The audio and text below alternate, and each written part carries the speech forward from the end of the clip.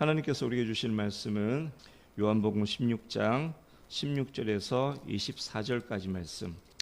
오늘 그 말씀을 이렇게 보시면 제자들의 모습이 참 안타깝다라는 생각을 할 수밖에 없어요. 예수님께서 보시기에도 제자들이 얼마나 안쓰러웠으면 너희들이 이런 궁금증을 가지고 있느냐라고 하시면서 지금 이게 책망하시는 말씀이 아니라 예수님도 되게 안타깝게 보시는 거거든요.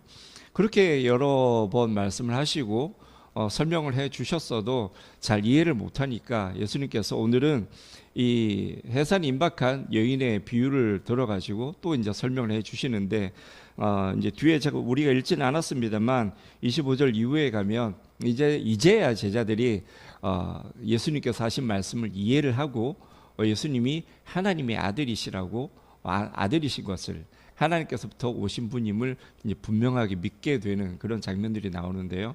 이거는 뭐 다음 주에 말씀을 보든지 아니면 그냥 뭐 넘어가든지 그렇게 할 것 같은데 하여튼 예수님이 되게 안타까워하고 계세요. 그러니까 우리 같은 경우는 이제 성령을 받은 사람들이고요. 그리고 말씀을 뭐 풍성하게 이렇게 계시의 말씀을 가지고 있기 때문에 예수님께서 하신 말씀이 무슨 내용인지 완벽하게 이해를 하죠. 그래서 우리는 뭐 크게 거부감 없이 예수님의 말씀을 받아들입니다만 지금 제자들은 전혀 그렇지가 않죠. 그러니까 3년 넘게 예수님과 함께 동행을 했지만 아직은 이 사람들이 성령을 받지 않았기 때문에 인간적인 지식을 가지고만 예수님의 말씀을 온전히 이해해야 되니까 한계가 있는 게 사실이긴 해요. 그래서 예수님께서 여인의 비유를 말씀하고 계신 건데요. 지금 이 사람들이 근심하는 것이 해산에 임박한 그 여인의 근심 같고 또 예수님이 죽으시고 난 이후에 이 제자들이 곡하며 또 애통해하지 않습니까? 이게 이 모습이 해산하는 여인의 고통 같지만 그게 잠깐이다라고 지금 말씀을 하고 계시는 거예요. 해산한 여인이 그 태어난 아기를 품에 안으면 다 잊어버린다라고 뭐 남자인 저는 잘 이해를 못합니다만 들은 말로 보면 그렇다고 하더라고요. 그래서 이제 그 아이가 많은 집 같은 경우는 하나님께서 이 망각의 은혜를 주셨기 때문에 아이가 많다라고 이렇게 얘기를 하는 것 같던데요. 그 아무리 아프고 아무리 고통스러워도 아이를 품에 안는 그 순간에는 순간적으로 다 잊어버린다고 하더라고요. 그게 그 생명을 얻은 기쁨이 너무 커서. 그래서 오늘 말씀에도 그렇게 지금 말씀을 하고 있는 건데요. 이 여인이 해산하게 해산하게까지 근심하게 되는 이유가 굉장히 여러 가지가 있지 않습니까? 근데 오늘 말씀에서 예수님께서 이 해산이 임박한 여인을 예를 들어서 이렇게 말씀하고 있는 이유는 지금 제자들이 근심하게 되는 원인과 이 해산이 임박한 여인이 근심하게 되는 원인이 결국 같은 원인이기 때문에 그래요. 여인들이 해산이 임박하게 되면 물론 그 전부터도 많은 근심들을 가지고 걱정을 하고 무서워하고 하긴 한다고 하더라고요. 그런데 그게 이제 점점 강해지다가 해산이 임박하게 되면 최고조에 달한다고 하던데요. 뭐 해산의 고통 때문에 그렇게 근심하기도 하는 거고요. 또 해산하는 과정에서 자기 자신이나 아니면 아이에게 문제가 생길까봐 이제 그것 때문에 근심하기도 한다라고 합니다. 하지만요, 여인이 해산하길 할 때가 다 되어서 근심하게 되는 가장 근본적인 이유는 다른 데 있습니다. 뭐냐면 에덴에서 범죄한 이후에 하나님께서 여자들에게 저주를 내리시죠. 그 저주가 뭐였습니까? 바로 해산의 고통이었죠. 바로 그 저주 때문이에요. 이게 모든 인류가 가진 영적인 상태입니다. 무슨 말이냐면 모든 인류는 하나님의 저주 아래에 있다라는 거죠. 예수님은 지금 해산에 임박한 여인을 비유로 이렇게 말씀하셨지만 이 여인이 해산을 임박해서 가지게 되는 그 근심, 그 걱정의 가장 큰 원인이 바로 고통 때문인데 또 문제가 생길까 그 근심 때문인데 그 모든 것들의 근원을 찾아 올라가게 되면 결국에는 저주 때문이다라는 거죠. 그게 땀 흘려 수고해야 하는 것으로 나타날 수도 있고요. 또 온갖 질병이나 연약함으로 나타날 수도 있죠. 하지만 그건 저주로 인한 현상일 뿐이지 진짜 이유는 범죄로 인한 저주 때문이다라는 겁니다. 그런데 그 많은 저주로 인한 현상들 중에 이 여인의 해산의 고통을 비유로 사용하고 계시는 것은 비록 범죄로 인해서 저주 상태에 놓이게 됐지만 그 고통 이후에 생명을 얻는 기쁨이 있기 때문에 주님께서 이 해산에 임박한 여인의 비유를 사용하고 계신 거예요. 그러니까 지금 예수님께서 제자들에게 해산에 임박한 여인을 비유로 그들의 근심이 잠깐 있을 근심이고, 그리고 또 그 잠깐의 근심 이후에는 오히려 크게 기뻐하게 될 것이다 라는 이 말씀을 하고 계시는 건데요. 이것은 인류가 가지고 있는 그 영적인 상태와, 그리고 또 장차 구원받게 될 성도들에게 누리게 될 그 영광과 기쁨에 대해서 말씀하고 계시는 거다, 이 말씀인 거예요. 제자들은요, 함께 계시던 이 메시아를 잠시, 진짜 잠시죠, 사흘밖에 되지 않지 않습니까? 잠시 잃게 될 이것 때문에 근심하고 있습니다. 실제로 예수님께서 돌아가시고 나서는 세상을 다 잃은 사람들처럼 그렇게 지내죠. 우리가 얼마 전에 복음서 말씀도 봤었지만은요, 제자들이 진짜 세상 다 잃은 것처럼 그렇게 예수님께서 부활하시기 직전까지 그렇게 지내지 않았습니까? 사실은 모든 인생의 영적인 상황이 그래요. 하나님 없는 인생처럼, 예수님을 잃어버린 것처럼 그렇게 되는 거죠. 그나마 이 이스라엘 백성 같은 경우는 어떻습니까? 하나님께서 택해 주셨기 때문에 이 사람들은 이방인들보다는 그래도 나은 처지예요. 그런데 이방인들은 어떻습니까? 아예 처음부터 하나님을 상실한 상태인 거죠. 지금 제자들 같은 경우는 중간에 예수님이 계시다가 없어졌기 때문에 그것 때문에 상실감을 느끼는 거지만, 우리 이방인들은 아예 처음부터, 그러니까 단 한순간도 우리는 하나님이 우리에게 있은 적이 없었던 거죠. 하지만 안타깝게도 대부분의 인생들은 어떻습니까? 처음부터 하나님이 없다 보니까, 하나님이 있어 본 적이 없다 보니까 이 사람들은, 모든 이방인들은 이 하나님 없는 그 상태가 저주인지를 모르고 그렇게 살아가는 거예요. 오히려 고통도 슬픔도 걱정도 그리고 상처까지도 그게 당연하다라고 생각하고 살아갑니다. 자연 상태 인간은요, 죄 중에 잉태되어서 하나님 없는 인생으로 아주 비참하게 태어나서 고통 가운데 지내다가 진짜 허무하게 가는 인생이 자연 상태 인간이죠. 하지만 대부분의 사람들은 그게 저주인지, 그게 비참한 상태인지 이걸 전혀 모른다라는 거예요. 그뿐만이 아니죠. 그들은 그들의 끝이 멸망인 것도 모르고 그렇게 아침 한개처럼 쓰러져 가는 거예요. 우리도 구원받지 않았다면요, 우리도 복음을 받아들이지 않았다면, 주님께서, 성령께서 그 복음을 들었을 때 믿는 마음을 우리에게 주시지 않았다면 우리도 똑같은 인생을 살 수밖에 없는 그런 인생들인 거죠. 수천 년을 그렇게 살아왔고요, 지금도 그렇게 살아가고 있는 인생들이 수많은 이방인들인 거죠. 거기에 비하면 이 제자들의 슬픔과 걱정은 진짜 아무것도 아니죠.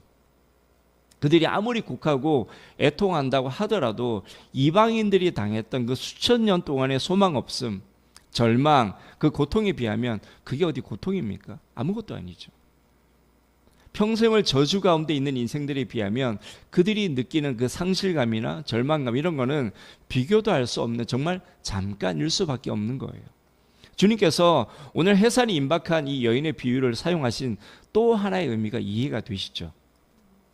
그렇기 때문에 우리의 시선은요, 이 저주 아래에 있는 영혼들을 향해야 하는 거예요.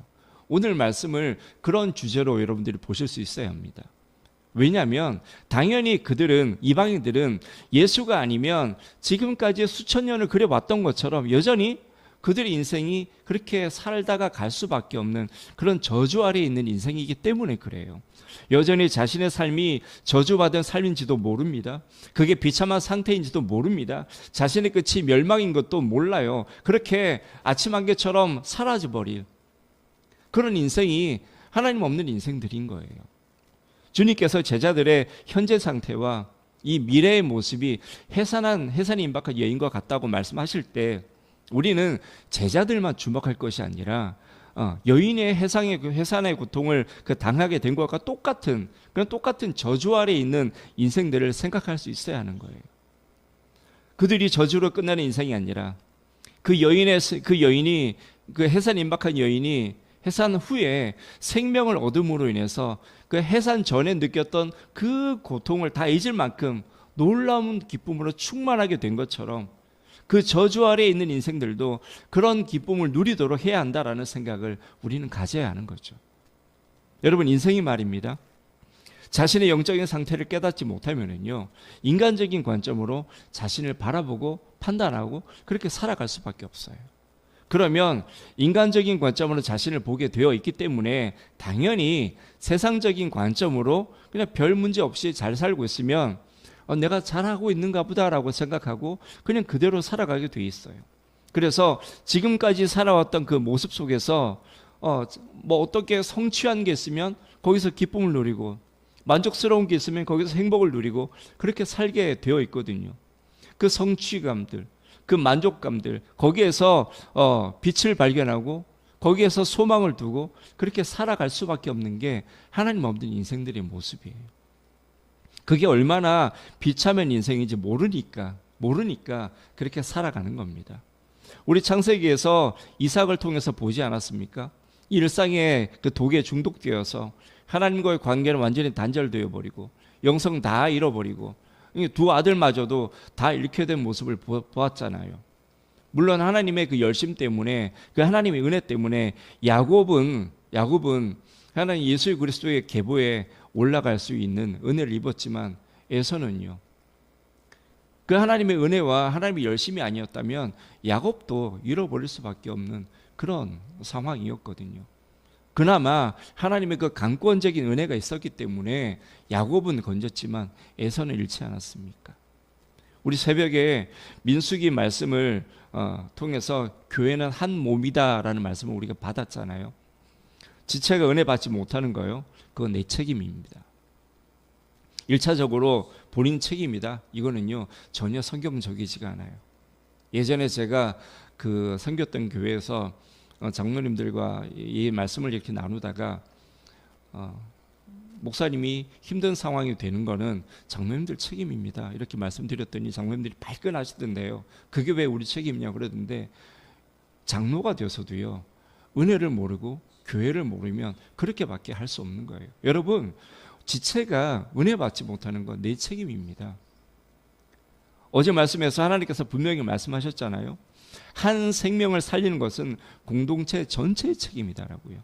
살인자가 도피성으로 피하는 것부터 재판을 받고 그 성에서 안전하게 거하게 되는 모든 과정이 공동체의 책임이다라고 하나님께서 회중을 여러 번 강조하시면서 말씀하셨잖아요. 그렇지 않고 부지중에 살인한 자가 보복자의 손에 죽게 되면 하나님이 뭐라고 말씀하셨습니까? 무죄한 피를 흘린 것으로 보시겠다라고 그렇게 말씀하셨잖아요. 여러분, 가나안 땅이 망하게 된, 진멸을 당할 수밖에 없는 이유 중에 하나가 무죄한 피가 많이 흘렀기 때문에 그런 거거든요. 여러분, 가나안이 진멸당하게 된 그런 원인, 그 무죄한 피, 그거를 미연에 방지하기 위해서 하나님께서 도피성을 만드신 거고요. 그 한 사람 무죄한, 그러니까 부지중에 살인한 그 사람의 생명을 구원하기 위해서 하나님께서 모든 회중이 그 사람을 살리는 일에 집중해라. 도로도 닦고 너희들의 땅을 좀 더 많이 차지하게 되면 도피성도 좀 늘리고 그렇게 하라고 말씀하셨던 거예요. 그런데 그게 끝이 아니죠. 이 살인자가 도피성으로 피하게 되는 모든 전 과정까지에서 너희들이 책임을 져야 된다라고 그렇게 말씀하시잖아요. 지체가 예수 안에서 참 빛을 발견하고 참 소망을 갖게 하는 이거는요, 그냥 단순하게 뭐 교회 잘 다니게 하고 이 차원이 아니에요. 그 차원이 아니고 생명을 얻는 일입니다. 그렇기 때문에 그게 우리 모든 성도들의 책임이 되는 거죠. 이 말씀을 준비하다가 우연히 한 자료를 제가 보게 됐거든요. 그 세계 3대 빈민촌이 있는데요, 그 빈민촌에 대한 자료인데, 저는 이 자료를 보기 전까지만 하더라도 어떤 생각을 가지고 있었냐면요, 빈민촌에서 살고 있는 사람들의 최고의 목적은 이 빈민촌에서 벗어나는 걸 거야라고 생각을 하고 있었어요. 물론 이제 평소에도 그런 생각을 하고 있었던 게 아니라 빈민촌에 대한 자료를 보면서 이 사람들이 그런 생각을 하고 있겠지라고 생각을 했는데, 아니더라고요. 의외로 빈민촌에 살고 있는 사람들 대부분이 자기들의 삶에 만족을 한대요. 신기하죠. 저는 좀 충격을 받았거든요. 쓰레기를 주워서 생계를 유지를 하잖아요, 그 사람들 대부분은. 그런데 그걸로 온 가족이 굶지 않는 걸로 만족을 하고 살아가더라는 거죠. 뭐 어쩌다가 쓰레기 더미에서 좀 쓸만한 걸 발견하잖아요. 그러면 그걸 팔면은 좀 조금 진짜 조금의 돈을 이제 벌게 되는데 평소보다 조금 돈을 더 벌게 되는 거죠. 그러면 그날은 잔치래요. 뭐 잔치라고 해봐야 뭐 특별한 음식이 있는 건 아니고 똑같은 음식인데 평소보다 양만 조금 더 늘어나는. 그러니까 평소보다 배를 조금 더 든든하게 채우게 되는 거죠. 이제 그걸 잔치라고 하는데 그걸로 또 행복을 느낀다라는 거죠. 이 사람들한테는 그게 빛이고 소망인 거예요.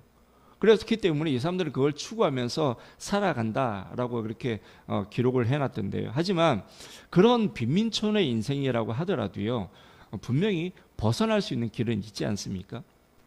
그 책에 보니까, 자료에 보니까 그 빈민촌에 있는 사람들이 처음부터 그 자기들의 삶에 만족하고 있는 삶은 만족하지는 않았을 것이다라고 얘기를 하더라고요. 그러니까 처음에는 빈민촌을 벗어나는 그런 목적을 가지고 있지만, 그러니까 자력으로는 벗어날 수 없다라는 것을 알게 되고, 그 꿈이 세대를 이어서 내려오면서 그게 진짜 허황된 꿈이라는 것을 알게 되면서 말 그대로 그냥 무지개처럼 사막에서 뭐라고 하죠? 신기루처럼 그렇게 생각을 하게 되는 거죠. 그냥 헛된 꿈처럼 생각을 해버리게 되는 거예요. 그래서 그냥 굶지 않고 그곳에서 살 수 있는, 생존만 할 수 있는 그것 자체만으로도 만족한다라고 이렇게 기록을 해놨던데, 아니잖아요. 사실은 자력으로는 힘들다고 하더라도 이 빈민촌에서 살아가는 그 인생들이 벗어날 수 있는 길은 있잖아요. 자력으로가 불가능하다고 하더라도 누군가의 도움이 있다라면 가능하지 않습니까? 그 도움으로 인해서 교육을 받고 기술을 배워서 이 빈민촌을 벗어나는 사람들이 실제로 있대요. 그렇게 그들은 이제 완전히 빈민촌을 벗어날 수 있습니다. 자력이 아닌 도움이 있었기 때문에 가능한 일인 거죠. 누군가 빈민촌을 벗어날 수 있는 길을 알고 있고 또 벗어날 수 있도록 도와줄 능력이 있는 그 사람이 도움을 줬기 때문에 그게 가능한 일인 거죠. 그런 사람들 중에 빈민촌을 아예 벗어나는 것이 아니라 다시 빈민촌으로 돌아오는 사람들이 있다고 합니다. 그래서 이 젊은이들이 젊은이들과 아이들을 가르친다라고 해요. 자기들과 똑같은 처지에 있던 그 사람들에게 빛을 주고 소망을 주는 그런 삶을 사는 사람들이 있다라고 하더라고요. 구원도 마찬가지죠. 하나님과 단절되어서 이 저주 아래 있는 인생들이라고 하더라도 예수를 만나면 구원을 얻게 되는 거죠. 우리가 구원에 대해서는 우리는 철저하게 무능력하다. 그래서 전적 무능이라고 얘기를 하지 않습니까? 하지만 그 사망 권세 아래, 저주 아래 있다고 할지라도 내 자력으로는 무능해서 아무것도 할 수 없다고 하더라도 어떻게 하면 거기서 벗어날 수 있는지, 어떻게 하면 구원을 받을 수 있는지 그 길을 가르쳐 준다라면, 그 방법을 가르쳐 준다라면 그 사람도 벗어날 수 있지 않겠습니까? 그걸 누가 해야 되나요? 바로 저와 여러분인 거죠. 그 빈민촌에서 구원받았다라는 그 은혜를 입었다라는 그 사실 하나 때문에 얼마든지 더 좋은 것을 누릴 수 있지만 그거 다 포기하고 다시 빈민촌으로 들어가서 자신과 똑같은 처지에 있던 그 청년들, 그 젊은이들, 아이들에게 빈민촌에서 벗어날 수 있는 길을 가르쳐주는 그 사람들처럼 우리도 그래야 하는 거죠. 자력으로는 우리는 구원받을 수 없는 사람들이지만 누군가가 우리에게 복음을 줘서 우리가 구원받을 수 있는 길, 구원받을 수 있는 방법, 이걸 우리가 듣고 배워서 그 길을 통해서 우리가 나올 수 있게 되지 않았습니까? 우리가 구원의 자리에 있게 됐잖아요. 그렇다면 그 빈민촌에 그냥 그 생명도 없는 그냥 그 가난한 데서 벗어나는 그 일 하나에도 헌신하는 그런 사람들이 있는데 우리는 참 생명이지 않습니까? 영생을 얻는 일이잖아요. 이 일에 우리가 구원을 받았으면 우리는 마땅히 그 일에 우리도 헌신해야 되는 거죠. 물론 그 사람들은 자원하여 그렇게 되는 거지만요, 하는 거지만 우리는 자원이 아니다 하더라도 주님의 명령이 있지 않습니까? 지금도 수많은 사람들이 하나님의 저주 아래 있습니다. 자기에게 소망이 없다는 것도, 자신의 끝은 멸망이라는 것도, 하나님 없는 삶이 얼마나 비참한 것인지조차 모르고 살아가는 사람들이 수두룩하죠. 그들을 애굽에서 끄집어내야 되는 책임, 빈민촌에서 끄집어내야 되는 책임, 저주 아래서 축복으로 나오게 해야 되는 책임, 어둠 가운데서 불러내서, 오늘 우리가 찬양도 했잖아요, 빛 가운데로 인도할 책임, 이 책임은 바로 우리에게 있습니다. 그들이 빛 가운데로 나와 자유함을 입고 의롭게 되어서 하나님의 자녀가 되는 권세를 누리게 될 때 그들이 느끼게 될 그 영광과 기쁨이 상상이 되십니까? 이것이 오랜 시간 죄와 사망 권세, 그리고 저주 아래 있던 자들이 누리게 되는 최고의 영광이자 기쁨인 거예요. 주님은 이것을 해산한 여인이 누리게 되는, 얻게 되는 기쁨과 같다라고 지금 말씀을 하고 계시는 겁니다. 이 기쁨은요, 물론 1차적으로는 이 제자들이 부활하신 주님을 뵙게 되었을 때 느꼈던 기쁨일 것입니다. 우리도 그 기쁨을 이미 느껴본 사람들이죠. 주님을 처음 인격적으로 만났던 그 순간을 여러분들 생생하게 기억하고 계시잖아요. 그 감격스러웠고 그때 느꼈던 그 하나님의 사랑, 그때 깨닫게 된 하나님의 은혜, 그게 얼마나 감격스러웠고 영광스럽고 얼마나 기뻤습니까? 이게 해산한 여인이 아이를 안았을 때 느낄 수 있는 그 기쁨과 얼마나 비슷한지 전 잘 모르겠어요.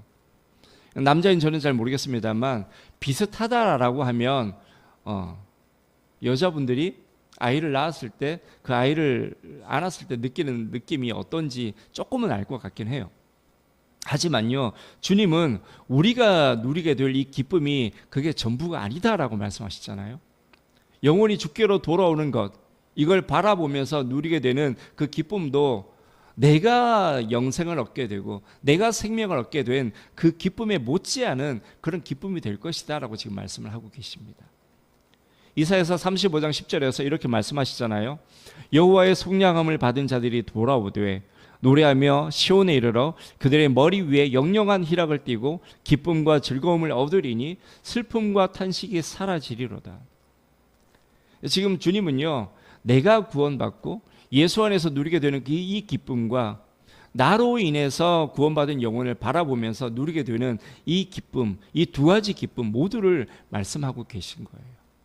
이 기쁨이 해산한 여인이 누리게 되는 진정한 기쁨이 되는 거고요, 생명을 얻은 기쁨이고 생명을 바라보는 기쁨이 되는 겁니다. 여러분, 이 기쁨을요, 누가 빼앗을 수 있겠습니까? 성경에 결코 이 기쁨을 빼앗을 수 없다라는 그 약속들이 얼마나 많이 있습니까? 우리 좀 말씀 좀 볼까요?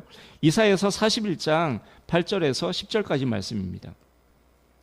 구약성경 1016페이지 이사야서 41장 8절에서 41장, 이사야서 41장 8절에서 10절, 구약성경 1016페이지 같이 읽을게요. 시작. 그러나 나의 종 너 이스라엘아, 내가 택한 야곱아, 나의 벗 아브라함의 자손아, 내가 땅 끝에서부터 너를 붙들며 땅 모퉁이에서부터 너를 부르고 내게 이르기를 너는 나의 종이라. 내가 너를 택하고 싫어하지 버리지 아니하였다 하였노라. 두려워하지 말라, 내가 너와 함께함이라. 놀라지 말라, 나는 내 하나님이 됨이라. 내가 너를 굳세게 하리라. 참으로 너를 도와주리라. 참으로 나의 의로운 오른손으로 너를 붙들리라. 아멘. 우리 시편 말씀 한번 볼까요? 시편 23편 1절에서 6절 말씀입니다. 시편 23편 1절에서 6절 말씀.